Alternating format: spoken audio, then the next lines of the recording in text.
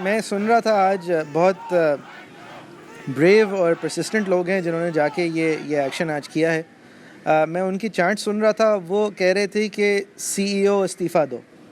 अब देखें, वो जो साहब थे जिन्होंने बाहर आके बात करने की कोशिश भी की, वो एक रोटा पे हैं, वो चंद सालों के लिए आए हैं, वो चले जाएंगे। उनके इस्तीफ़े के बाद उन्हीं की तरह का कोई और आ जाएगा।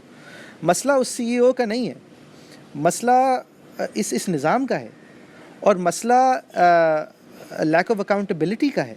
अब ये डीएचए का जो बोर्ड है उसकी ऑडिट है, वो ऑडिट जाती है गवर्निंग बॉडी के पास, और कानून कहता है, उनकी अपनी रेगुलेशंस कहती हैं कि हर साल होता है।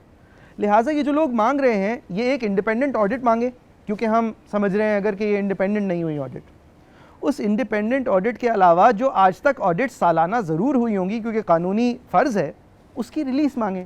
क्योंकि यहाँ पे कोई खुदा न खास्ता न्यूक्लियर साइलोस तो है नहीं, ये एक रेजिडेंशियल और म्यूनिसिपल अथॉरिटी है।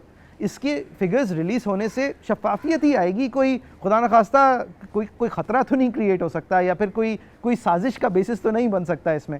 ये ऑडिट्स और ये अंडरस्टैंडिंग्स, ये भी एक पाबंदी है डीएचए पे कि ये नो प्रॉफिट नो लॉस पे ऑपरेट करेगी, क्योंकि ये एक अथॉरिटी है, क्योंकि इसका काम फाइनेंशियल एक्सट्रैक्शन तो है ही नहीं।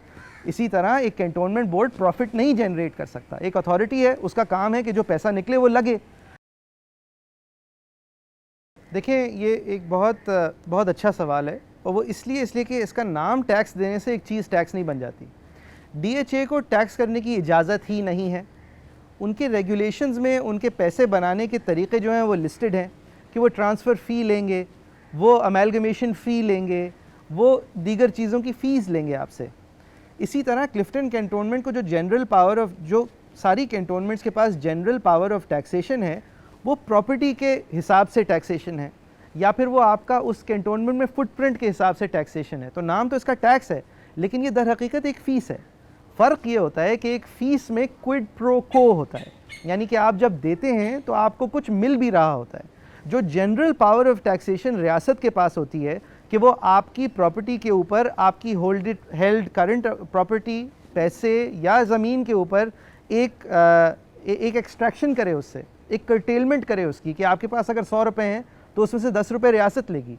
तो वो कार्य सरकार चलाने के लिए रियासत खर्च कर सकती है, वो जनरल यूज़ में जा सकता है। वो उसका फैसला है कि वो 2 रुपये गरीबों में दे दे, 8 रुपये जो बचे हैं उसकी वो नया प्राइम मिनिस्टर हाउस बना ले। ये जनरल यूज़ होता है टैक्सेशन का। फ़ीस ऐसी नहीं होती। अगर आपने प्रॉपर्टी टैक्स लिया है और आपके कैंटोनमेंट रूल्स आपको बाइंड करते हैं, जो कि करते हैं, कैंटोनमेंट एक्ट बाइंड करता है, जो कि करता है कि आप ये पैसे किस तरह खर्च करेंगे, आप उस कैंटोनमेंट की बेहतरी के लिए खर्च करेंगे, आप उस कैंटोनमेंट की लोगों की फलाह बहबूद के लिए खर्च करेंगे, आप उन लोगों को 10 अलग तरह की अमेनिटीज़ देंगे, आप बाज़ारों का तयन करेंगे कितनी बड़ी होंगी कितनी नहीं होंगी। जब ये है तो आप टैक्स तो दे ही नहीं रहे। लिहाजा आप एक जब फ़ीस दे रहे हैं तो जाहिर है कि जिसको दे रहे हैं वो इस बात से जवाबदेह है कि मैंने 100 रुपये दिए थे। अव्वल तो ये बताओ कि इसके 100 रुपये हैं क्यों, और दोयम ये बताओ कि ये 100 रुपये आपने खर्च कहाँ किए। अब कोई भी अगर चैरिटी होती है माहिम, दुनिया भर के अंदर उस चैरिटी को या फलाही इदारे को रेट किया जाता है कि ये ए ग्रेड चैरिटी है, ये बी ग्रेड चैरिटी है। वो रेटिंग करने के बहुत सारे अलग अलग तरीक़े होते हैं।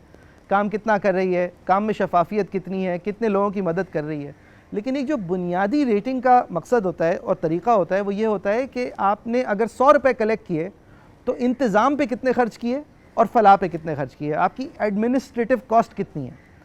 अगर आपकी एडमिनिस्ट्रेटिव कॉस्ट हर 10 रुपये में से 8 रुपये आप अपने आप को चलाने पे खर्च कर रहे हैं तो आप कोई बहुत अच्छी चैरिटी तो नहीं हुए।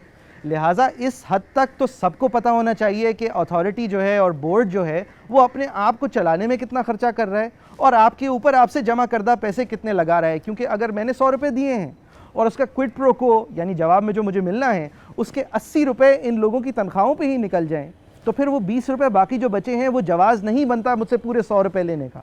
फिर पहला फ़र्ज़ उनका यह है कि लोग कम करें। इसी तरह ये क्विड प्रो को के सवालात बिल्कुल जायज़ हैं और बिल्कुल कानूनी हैं। मेरा ये नो प्रॉफिट नो लॉस का पॉइंट ये था कि अगर आप, और ऐसे बहुत सारे केसेस हैं जो मैं भी देख रहा हूँ, कि अगर आप एक स्कूल बिलफर्ज बनाते हैं कैंटोनमेंट में, तो कैंटोनमेंट, और आप कैंटोनमेंट से कहते हैं कि हम फ़लाह का स्कूल हैं, हम नो प्रॉफिट नो लॉस पे ऑपरेट करते हैं, लेकिन हम बच्चों से फ़ीस लेते हैं क्योंकि हमारा इरादा ये है कि हम बहुत सारे पैसे जमा करके और स्कूल्स बनाएंगे, लेकिन ये नो प्रॉफिट स्कूल्स हैं, हम इससे पैसा निकाल के अपनी जेब में नहीं डालते। तो वहाँ पर कैंटोनमेंट्स आके कहती हैं कि नहीं, प्रॉफिट का मतलब ये होता है कि अगर आपने ले लिया पैसा तो वो आपका मुनाफा हो गया, वो बाद में आपका फ़ैसला है कि आप मुनाफा वापस लगा रहे हैं। तो अगर इसी मेयार से चलना है तो फिर अगर ले लिए ये अरबों रुपए तो हो गया ना मुनाफा। फिर ये बाद में आप फ़ैसला कर रहे हैं कि अच्छा इससे मैं यहाँ से समंदर काट दूँगा, इन मैंग्रोव्स के ऊपर मैं एक और सोसाइटी बना दूँगा, यहाँ पे जिन लोगों को मैंने कहा था कि आप क्रीक फेसिंग होंगे उनको अब मैं याद दिलाऊँगा कि आपके सामने 2 गलियाँ और आ जाएंगी। तो ये सारे फ़ैसले आप अगर मुनाफे की नीयत से कर रहे हैं या फिर कैपिटलिस्टिक इंटेंट से कर रहे हैं तो उसमें तो कानून में कोई जवाज़ नहीं है। आप उन ऑडिट्स की पब्लिकेशन मांगें, आप उन फिगर्स की पब्लिकेशन मांगें, आप इस बात की वैलिडेशन मांगें कि मेरा जब प्लॉट ट्रांसफ़र होता है और आप मुझसे ये पैसे लेते हैं, ये इतने क्यों लेते हैं, ये बार बार जब लेते हैं तो ये जाते कहाँ हैं, और इनका जो मजमूई तौर पर फ़ैसला होता है कि ये कहाँ खर्च होंगे, ये करता कौन है, और इसमें मेरा दखल क्यों नहीं है, और मेरे जैसों का दखल क्यों नहीं है, और इलेक्टेड रिप्रेजेंटेटिव्स का दखल क्यों नहीं है। और जब ड्रेन्स बनाने होते हैं जो कि किसी भी मास्टर डेवलपर का पहला फ़र्ज़ होता है बनाना, तो फिर भी आप मुझसे पैसे लेते हैं। और फिर जब वो बिल्कुल फजूल कस्म के ड्रेन्स बनते हैं तो फिर आप मुझसे कहते हैं कि खुदा का शुक्र करो कि हमने बनाए तो थे, जैसे कि आपने हमें कोई तोहफ़ा दे दिया। तो वहाँ पे क्विड प्रो को कहाँ थी, कितने पैसे जमा किए गए थे, कितने खर्च हुए, क्या वो पैसे जमा करने के आप मजाज भी थे, क्योंकि आपके पास और जो पैसे थे वो पहले यहाँ खर्च होना ज़रूरी थे। आपने जो ट्रांसफ़र फ़ीसें ली हैं, जो अमेलगमेशन फ़ीसें ली हैं, ये सारी ली ही इसलिए हैं ताकि आप हमारे ड्रेन्स पहले से बना के रखें। तो ये पैसे कहाँ जा रहे हैं और ये पैसे कितने हैं? नहीं जी, मुंजमद होके लोग अपने हक़ के लिए इन लोगों को तो कोर्ट नहीं लेके जाते, लेकिन जब इनके हक़ सल्फ़ किए जाते हैं तो लोग मजबूरन अपने आप को बचाने के लिए कोर्ट ज़रूर जाते हैं कि ये हमसे टैक्स गलत लिया जा रहा है या ये हमें इजाज़त नहीं दी जा रही। इस बुनियाद पे तो लोग कोर्ट जाते हैं। और जहाँ कैंटोनमेंट्स कुछ ज़्यादा ही क्रिएटिव हो जाती हैं और प्रोफेशनल टैक्सेस लगाना शुरू कर देती हैं, वहाँ कोर्ट्स उनको कहती भी हैं कि आपका ये करने का कोई हक़ नहीं है।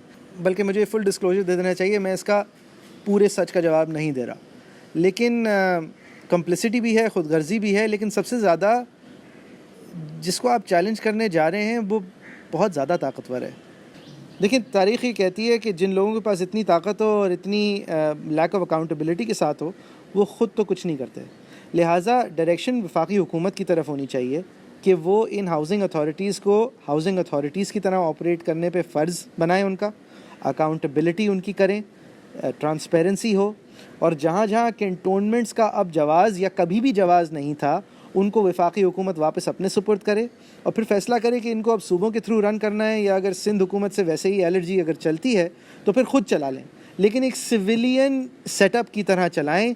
हर चीज़ के ऊपर ये उज़्र रख देना कि आप फ़ौज के काम के अंदर मुदाखलत कर रहे हैं। अगर कोई आदमी अपने इलाके से नक्कासी आब चाहता है तो आप शोर मचा के फ़ौज को ह्यूमिलिएट कर रहे हैं, ऐसे नहीं चलेगा।